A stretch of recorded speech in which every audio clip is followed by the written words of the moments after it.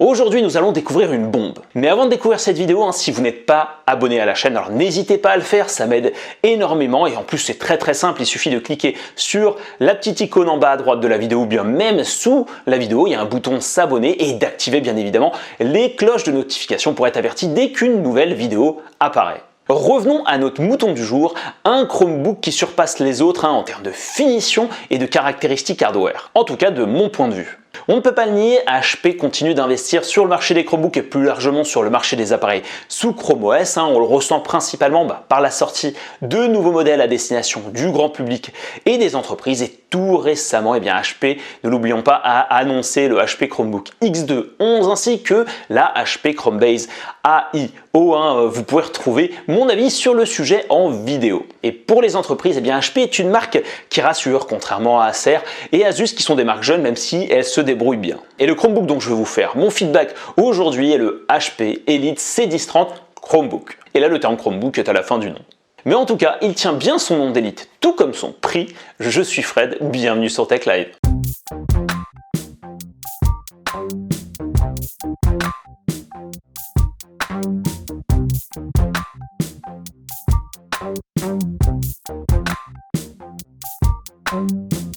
Parlons peu, parlons bien, parlons du design extérieur. Il faut dire que le HP Elite C1030 Chromebook a des finitions de très haute qualité.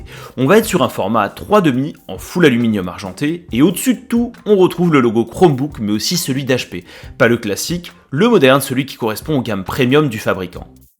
Si on se penche sur les côtés, on va retrouver des lignes fines qui participent au côté sexy de ce modèle. En effet, je n'ai pas vu de plus beau Chromebook sur le marché, là je ne parle pas que du design extérieur. En restant penché sur les côtés, on détecte plusieurs connectiques. Un port jack, un port anti-vol, deux ports USB type C, un port USB type A avec une protection, un lecteur de carte micro SD, des boutons pour gérer l'allumage, l'extinction et le volume du Chromebook, et chose plutôt originale, on a un switch pour cacher la caméra et on y reviendra un peu plus tard. Sur la partie basse du Chromebook, on a deux lignes horizontales qui permettent de gérer l'adhérence du laptop sur les surfaces. Cela dit, je n'ai pas réussi à l'ouvrir d'une seule main comme l'impressionnant Pixelbook Go de Google dont vous pouvez retrouver le test sur la chaîne. Pas si loin, on a des sorties son, nous sommes en présence d'un système sonore Bang & Olufsen qui produit quelque chose de plutôt clair et agréable. Je vous laisse découvrir ça en images.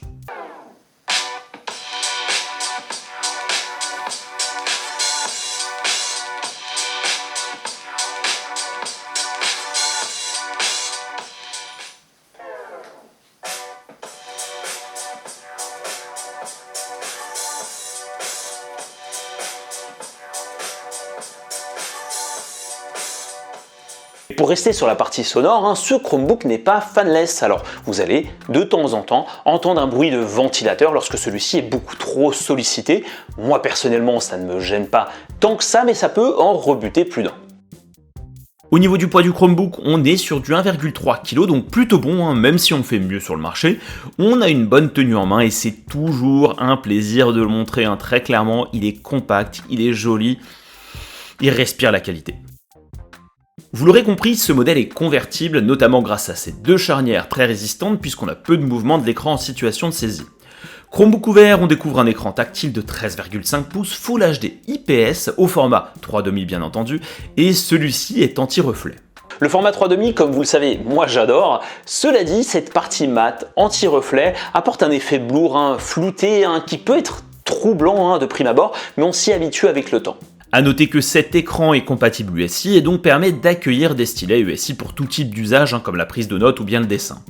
Une grosse nouveauté qui n'existait pas sur le marché du Chromebook, c'est la technologie SureView d'HP qui est en fait un écran de confidentialité intégré. Vous pouvez l'activer directement à partir du clavier, il existe une touche dédiée et ainsi les autres ne pourront pas voir ce que vous faites sur les côtés, notamment si vous êtes au boulot en train de regarder une vidéo sur Tech Live. Par contre, on sent une baisse de luminosité, mais c'est une belle fonctionnalité, notamment en contexte d'entreprise. Toujours au niveau de l'écran, on notera des bords réduits ainsi qu'une caméra HD 720p qui est accompagnée d'un système de confidentialité, le fameux bouton physique qui permet de cacher à tout moment l'image. Tout comme Asus, HP a opté pour un clavier rétro-éclairé argenté et tout comme Asus, il arrive des situations où l'on ne distingue pas très bien les touches même si on a un clavier avec un rendu très classe et solide au passage. Au niveau de la saisie, rien à dire, une saisie très confortable et peu bruyante, j'ai toujours été très fan des claviers d'HP dans l'univers des Chromebooks. Le pavé tactile est très large et est recouvert d'un verre qui lui donne de la douceur au toucher. Et non loin du pavé tactile, on va retrouver un lecteur d'empreintes digitales, une composante que j'affectionne particulièrement et qui fait vraiment gagner du temps. Ce n'est pas indispensable, mais quand il est présent, eh bien, il fait vraiment plaisir, surtout quand j'ai un mot de passe qui est long et j'ai une volonté d'aller très vite. Eh bien, je fais très souvent des erreurs de saisie lors de cette phase de login et donc ce lecteur est vraiment bienvenu. Le HP Elite C1030 Chromebook que vous voyez est une version qui embarque 8 Go de SD-RAM DDR4, un disque dur SSD 128 Go en PCIe NVMe M2 et un processeur Intel Core i5 V Pro de 10e génération.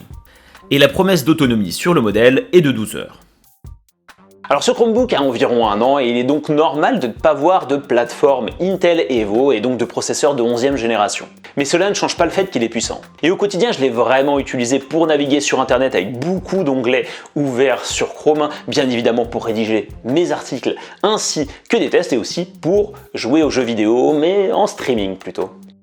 Alors sur la partie navigation avec Chrome, rien à dire, vous vous doutez bien qu'avec ce genre de spécifications techniques, on a de la marge avant de retrouver un quelconque ralentissement.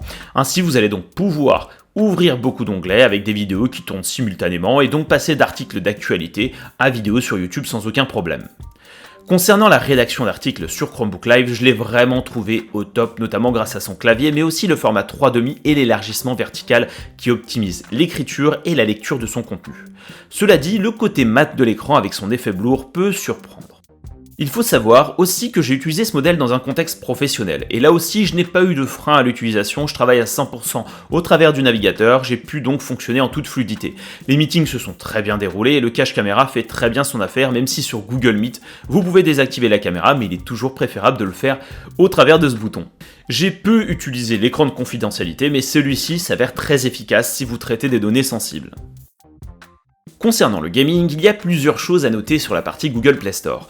J'ai trouvé quelques ralentissements sur Asphalt 9 durant la première partie en haute qualité graphique, puis ensuite ça a plutôt roulé tranquillement, mais on n'est jamais à l'abri de petits breaks et je trouve ça étonnant sur une machine qui propose ce genre de caractéristiques techniques, tout en sachant que mon Acer Chromebook Spin 713 possède le même GPU et fait tourner Asphalt de manière fluide.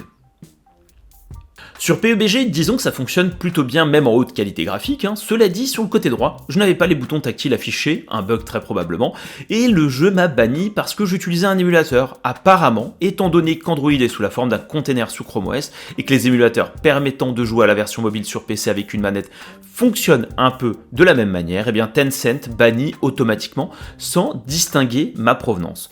Les Chromebooks doivent être trop minoritaires pour eux. Cela dit, il faudrait que je teste sur mes autres machines pour vérifier si on ne retrouve pas ce même problème de bannissement. N'hésitez pas à me dire, vous, en commentaire, si vous avez rencontré ce genre de problème. Donc vous vous doutez bien que si vous voulez aller un peu plus loin dans l'expérience gaming, je vous préconise vraiment le cloud gaming avec Google Stadia ou bien même GeForce Now pour jouer à des jeux gourmands sans que ça rave. Il y a quelques jours, j'ai réussi à récupérer une connexion élevée mais pas tellement stable et je peux un peu profiter de Rainbow Six Siege récemment publié sur Stadia et qui est un de mes jeux multijoueurs préférés. Pour vous, j'ai évidemment capté au moins un kill, même si à côté je me suis fait tuer à plusieurs reprises. Comme tout bon Chromebook qui se respecte, vous avez bien évidemment un conteneur Linux Debian pour élargir le spectre applicatif et faire du développement informatique. Vous allez donc pouvoir utiliser le terminal pour installer des applications Linux, dont les applications en .deb pourront être installées directement à partir de l'explorateur de fichiers de Chrome OS. Pour la retouche d'image, vous avez GIMP qui répond parfaitement bien aux différents inputs, c'est très fluide. Ainsi pour les habitués de la solution, ce serait parfait.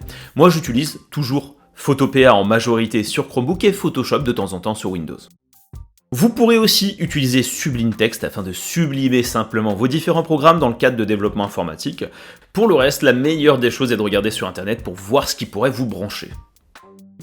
Pour moi, le HP Elite C1030 Chromebook est un Chromebook qui en jette énormément de par son côté design, compact, mobile et clairement tourné vers de la productivité. Il n'est donc pas étonnant de le voir positionné du côté des entreprises, notamment avec son cache caméra, avec son lecteur d'empreintes digitales et son écran de confidentialité, des caractéristiques qui sous-entendent une volonté de protéger des données sensibles et qui le rendent finalement unique sur le marché. On notera aussi ses performances à destination des personnes exigeantes, un peu comme moi, hein, pour du traitement sur Chrome, mais également pour l'utilisation d'applications sous Linux. À noter que ces performances lui permettent aussi d'accueillir Windows 10 hein, au travers de la solution Parallel Desktop, hein, mais c'est uniquement une solution à destination des entreprises. Il vous faut bien évidemment une licence pour gérer le Chromebook, mais aussi une licence Parallel Desktop. Hein. Nous, en tant que particulier, malheureusement, on ne peut pas lancer de machine virtuelle avec Windows 10 dessus. Alors je dis malheureusement, c'est pour pouvoir jouer à Counter-Strike ou des petites choses comme ça. La seule chose que je regrette et que je ne comprends pas, eh bien, c'est ces ralentissements qu'on a pu constater, hein,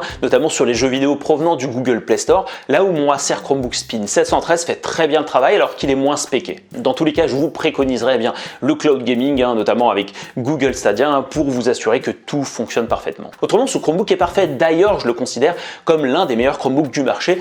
En ce moment, cela dit, son prix d'environ 1460 €, incluant toutefois la licence de gestion du Chromebook dans un contexte d'entreprise, peut piquer. Voilà tout pour ce nouveau test. J'espère que celui-ci vous a plu. N'hésitez pas à me dire en commentaire ce que vous avez pensé de ce Chromebook, hein, surtout avec ses finitions assez high level, à lâcher un petit like pour me supporter, tout comme l'abonnement des familles. Et je vous dis à la prochaine. Ciao, bye bye.